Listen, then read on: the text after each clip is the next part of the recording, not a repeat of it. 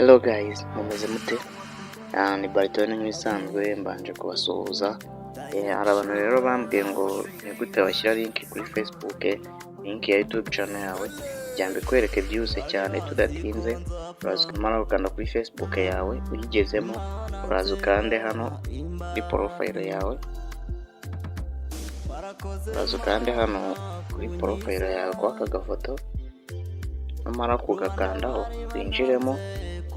Sasa turengeye urabona ko link yanjye iriho, link yanjye urabona ko iriho, dore ni iyi ngiyi, niyo link yanjye, ariko ndagira ngo nkwereke uburyo ki wayishyiraho. Noneho numara kwinjira muri profile yawe, sasa urakora icyo, urahita scrolling uze hano guhindura ibisobanuro rusange. Urahita uza uhakande, ugakoresha Facebook Lite, niyo nkoresheje kugira ngo bize korohera buri umwe, abakoresha icyongereza biroroha kuri Facebook isanzwe.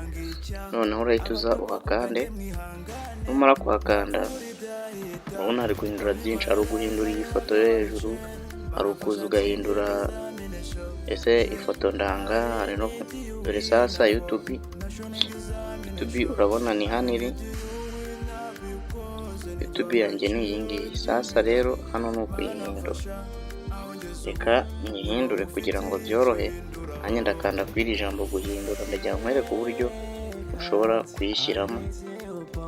Iyi ngiyi nyisibe, kansibe iyi ngiyi yari isanzwemo, nkwereke uburyo ugiye kuyishyiraho.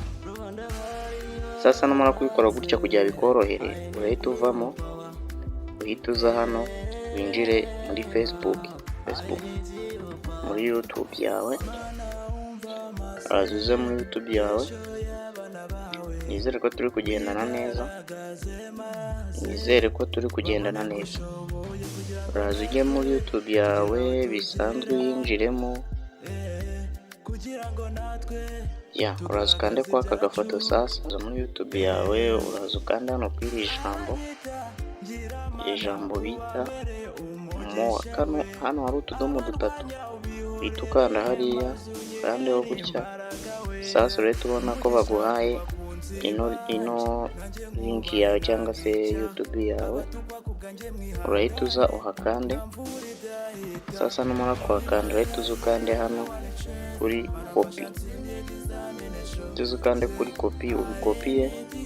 Numara kubikopiya ubisohokemo, kubisohokamo usubire muri Facebook yawe, uraza kuri ibi ngibi. Noneho urabona link ni uko bayishyiraho. Link ndaba ngeze gute, ndaba nyishyize, uhita ukanda hano kuri iri jambo riri aha hasi, kubika, kuri iri jambo kubika. Iri ngiri riri hasi aha, urahita urikora.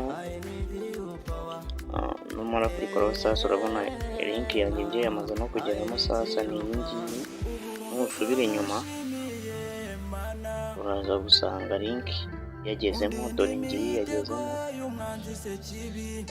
yagezemo, Sasa rero ndakeka ari ibyo ngibyo, nta bikaze biba birimo. Murakoze cyane, Imana ibahe umugisha, wibuke gukanda na subscribe, ibintu video bigufashije.